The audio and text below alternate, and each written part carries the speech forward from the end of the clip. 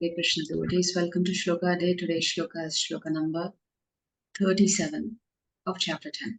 Krishninam Vasudevosmi Krishninam Vasudevosmi Pandavanam Dhananjayah Pandavanam Dhananjayah Muninamapyaham Vyasah Muninam Apyaham Vyasaha Kavinam Ushana Kavihi. Kavinam Ushana Kavihi. Word for word meaning, translation and purport by His Divine Grace, A.C. Bhaktivedanta Swami Srila Prabhupada, Srila Prabhupada Ki Jai. Vrishninam, Krishninam, the descendants of Vrishni. of the descendants of Vrishni. Vasudevaha, Vasudevaha, Krishna in Dwaraka. Krishna in Dwaraka. Me, Asmi, I am. I am. Pandavanam, Pandavanam, Pandavas. of the Pandavas. Dhanam Jayaha, Dhanam Jayaha, Arjuna. Arjuna. Muninam, Muninam, the sages. of the sages. Api, Api, also. also. Aham, Aham, I am. I am. Vyasaha, Vyasaha, Vyasa, Vyasa, the compiler of all Vedic literature. the compiler of all Vedic literature. Kavinam, Kavi, of all great thinkers. of all great thinkers. Ushana, Ushana, Ushana, Ushana. Kavihi, Kavihi, the thinker. the thinker. Translation. Of the descendants of Vrishni, Of the descendants of Vrishni, I am Vasudeva. I am Vasudeva. And of the Pandavas, And of the Pandavas, I am Arjuna. I am Arjuna. Of the sages, Of the sages, I am Vyasa. I am Vyasa. And among great thinkers, And among great thinkers, I am Ushana. I am Ushana. So Prabhupada writes in the purport, Krishna is the original Supreme Personality of Godhead, and Baladeva is Krishna's immediate expansion. Both Lord Krishna and Baladeva appeared as sons of Vasudeva, so both of them may be called Vasudeva. So any son of Vasudeva is called Vasudeva. So when you use the word Vasudeva, it could apply to any son of Vasudeva. From another point of view, because Krishna never leaves Vrindavan, all the forms of Krishna that appear elsewhere are his expansions. So Acharyas say that Krishna never stops his pastimes in Vrindavan. He's always there, which means he never steps out of Vrindavan. So that means the personality that steps out of Vrindavan for all the other pastimes in Dwaraka and Mathura are not Krishna, but they are his expansions. So that's what Prabhupada is explaining here. Vasudeva is Krishna's immediate expansion. So Vasudeva is not different from Krishna. It is to be understood that the Vasudeva referred to in this verse of Bhagavad Gita is Baladev or Balaram, because he is the original source of all incarnations, and thus he is the sole source of Vasudeva. All incarnations come from Lord Balaram. As a matter of fact, if you read Prabhupada's purports in Canto 10, Prabhupada explains that actually Krishna does not do any killing at all. Even in Vrindavan, anytime killing is involved, it's Balaram who does that. It's Balaram's potency that takes care of killing of the demons. Krishna himself is not doing any killing, because that's not the mood of the Supreme Lord. The mood of the Supreme Lord is to enjoy himself with his devotees. So this deeper significance of who is Krishna and who is Balaram, what is Krishna's mood and what is Balaram's mood as the source of all incarnations, should be understood. The immediate expansions of the Lord are called swamsha, personal expansions. And there are also expansions called vibhinnamsha, separated expansions. Amongst the sons of Pandu, Arjuna is famous as Dhananjaya. He is the best of men and therefore represents Krishna. Among the Munis or learned men, conversant in Vedic knowledge, Vyasa is the greatest because he explained Vedic knowledge in many different ways for the understanding of the common mass of people in this age of Kali. And Vyasa is also known as an incarnation of Krishna. Therefore, Vyasa also represents Krishna. Kavis are those who are capable of thinking thoroughly on any subject matter. Among the Kavis, Ushana, Shukracharya, was the spiritual master of the demons. So Shukracharya's another name is Ushana. He was an extremely intelligent and far-seeing politician. Thus, Shukracharya is another representative of the opulence of Krishna. So, one opulence of Krishna is Baladev. One opulence of Krishna is the Munis who really understand the Vedic scriptures, and topmost among them is Vyasa Muni. And Kavis who can think about great subject matters as another opulence, and Ushana, who Shukracharya, the spiritual master of the demons, is also a representative of the opulence of Krishna.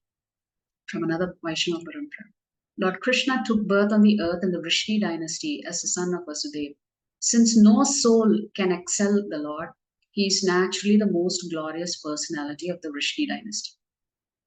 The Pandavas were the 5 sons of Pandu, Yudhishthir, Bhim, Arjun, Nakula, Sahadev.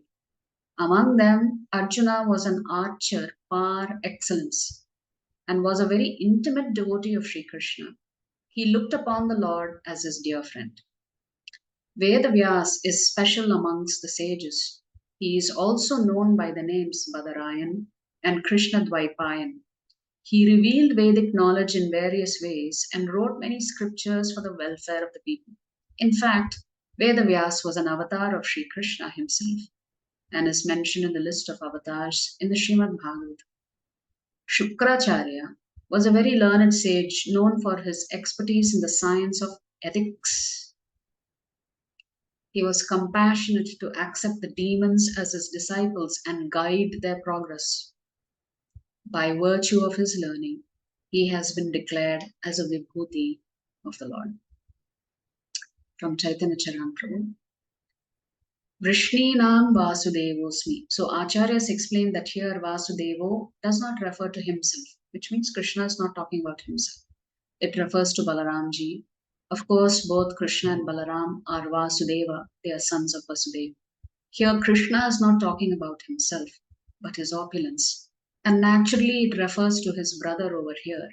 Among the Vrishnis, the greatest is Balaram, and he is the manifestation of my opulence. Pandavanam Dhananjaya.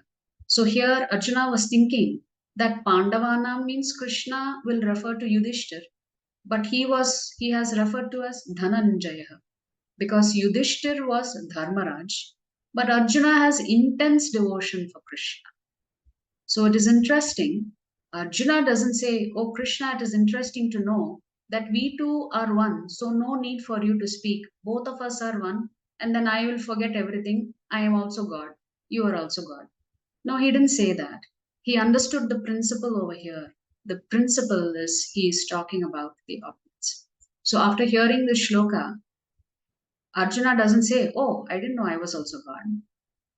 Arjuna understood when Krishna says of Pandavas, "I am Dhananjaya," he understood what that meant. That it's just a reflection of his opulence. Muninam apyaham Vyasa. There are many munis, but Vyasa is the greatest. He has compiled all scriptures. Who can do that? Compiling all scriptures. Kavinam Ushana Kavihi. So Ushana refers to Sukracharya. He is the priest. Asuras may not worship Lord Vishnu, but they have faith in power of rituals. So when they wanted to do yajna, they wanted a powerful priest also. Sukracharya also knows Lord Vishnu. Example, the conversation at the end of Lord Vamandev appearance. He said, whatever fault can be there in sacrifice, but when your holy name is there, all the faults can be counted.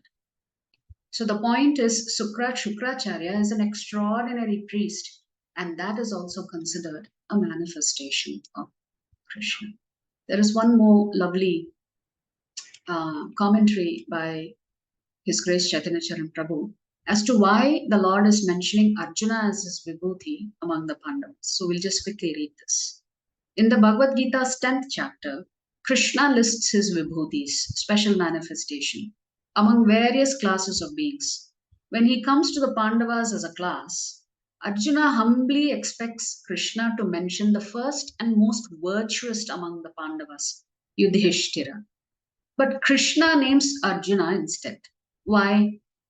Due to Arjuna's special devotion. Arjuna's devotion is highlighted through the Pandavas' birth narrative given in the Mahabharata. Their father Pandu told his wife Kunti to use a mystical mantra that would invoke the gods and impregnate her with their seeds. Wanting virtue in his first son, he had Kunti invoke the god of virtue, Dharmaraj. Wanting might in his second son, he asked Kunti to invoke the mighty god of wind, Vayu. Recognizing that both virtue and might were subordinate to God's grace, he desired a son who would be favored by the supreme divinity, Vishnu. Knowing that the king of gods, Indra, was frequently favored by Vishnu during cosmic conflicts among the gods and the demons, he sought a son from Indra. And thus was born Arjuna, whose hallmark was his special devotion to Vishnu in the form of Krishna. With his devotional expertise, Arjuna often brought a balance between the pacifist Yudhishthira and the bellicose Bhima. Yudhishthira always wanted peace. He didn't want unnecessary wars. Bhima always was ready for a war. So to try to balance these two, Arjuna was that devotional person in between. With his devotional intelligence, Arjuna chose Krishna instead of the vast Yadu army when forming an alliance with the Yadus. Due to his devotional thoughtfulness, Arjuna was chosen by Krishna to be his instrument for delivering the message of the Bhagavad Gita for the world's benefit. Due to his devotional utilization of his peerless archery skills, Arjuna became Krishna's primary instrument in the war for establishing Dharma. No wonder Krishna mentioned Arjuna as his vibhuti among the Pandavas. So now you can understand the deeper significance that among the vibhutis of the Pandavas, why the Lord doesn't invoke Dharmaraj Yudhishthir's name. That's because Arjuna was a great devotee of the Lord. So again, so among the descendants of Vrishni, I am Vasudeva, which is Lord Balaram. Among Pandavas, I am Arjuna. Among all the sages, I am Vyasa Muni. And among great thinkers, Kavis, I am Ushana. If you like our videos, please subscribe to our channel and turn on the bell notification. If you'd like to join our classes every day, please check the details in the description section of this video. We look forward to serving you.